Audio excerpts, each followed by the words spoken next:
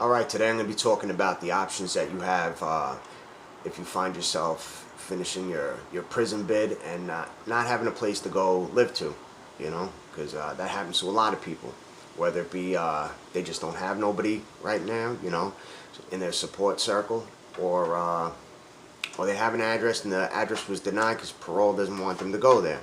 In my situation, I did have a house. My mother and my father were going to help me out until I got back on my feet, but they own guns, so parole denied that address. So I had nowhere else to go. And what's going to happen is, if you know ahead of time that the address was denied and you don't have nowhere to go, they'll begin the process for you. But what I had to do was I called an emergency hotline, emergency housing hotline. I called, the shelter number, and they located me a shelter that was in a pretty good distance from where I'm at. You know what I mean? And first one I went to was it was all right.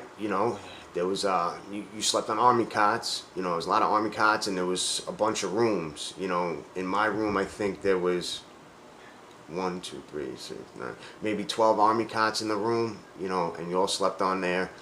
When you got up, they had food. They had plenty of food. The food was great, actually. They had a lot of catered food. You got your cereal for your breakfast, with your milk and coffee and all that, unlimited coffee.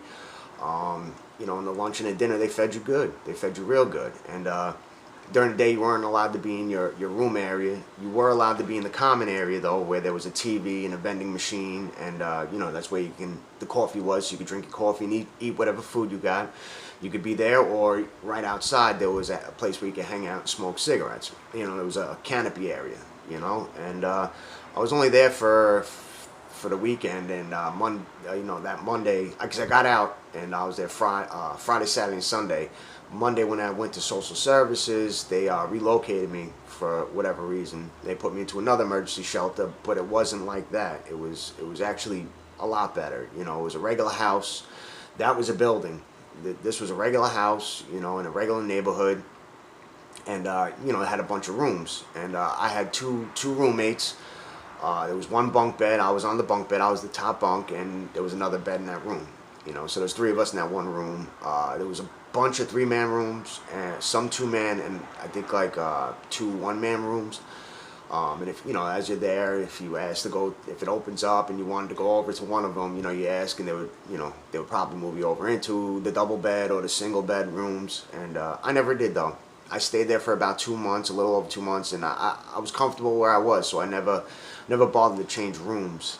And they fed you there too, but it wasn't as good. It was the freezer was stocked with frozen dinners, all the same kind. They didn't taste good. They weren't even in a box. They were just plastic wrapper around them.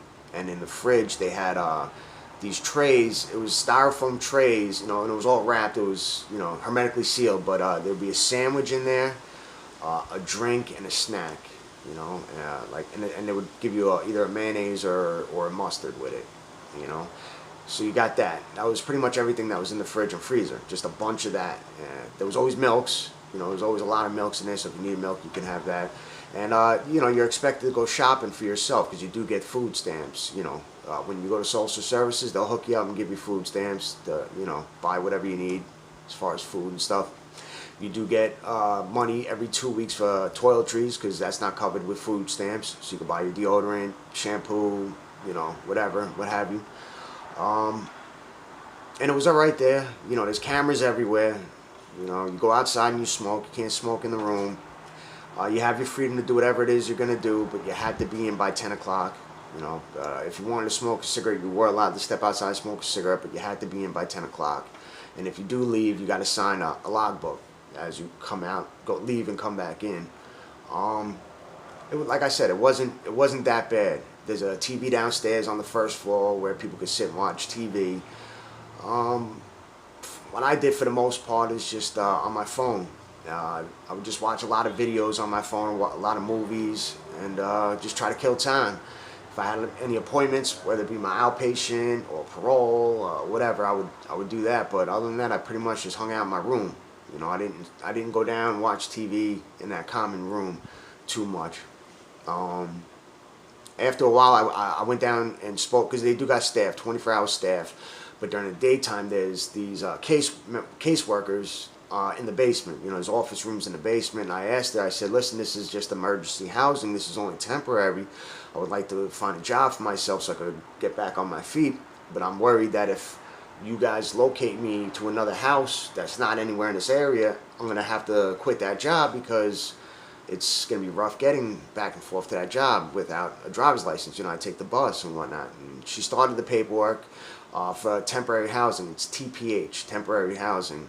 And it took about, I want to say 3 weeks, almost a month to actually have it happen. And they relocated me. And the temporary housing is massive step up. I actually like where I'm at right now. There's only 4 people upstairs and 2 people downstairs in the whole house.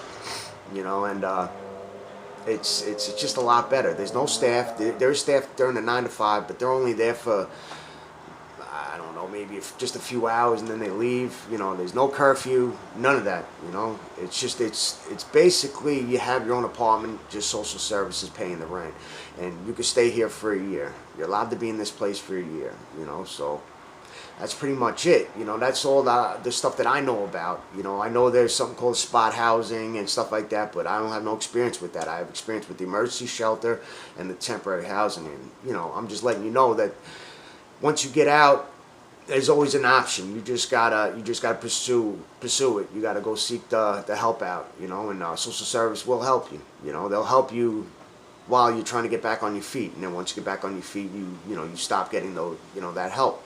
But you'll get the food stamps. I get $192 a month right now, and they'll pay your rent, and they'll give you money every 2 weeks, like I said before, for your cosmetics and whatnot. So there's no reason for you to worry or nothing like that if you don't have a place to parole to, or if you're just in the street and you're down on your luck. You know, hopefully you've watched this video and you know that you can get help. Just go to your local social service building.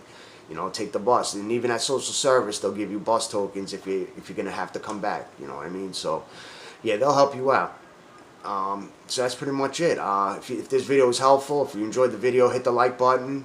Don't forget to subscribe, and if you have any comments, please leave them below. If you have any videos you would like to learn something about, if I get enough people asking me, I will make the videos. And that's it. I hope you guys enjoyed the video. Thank you.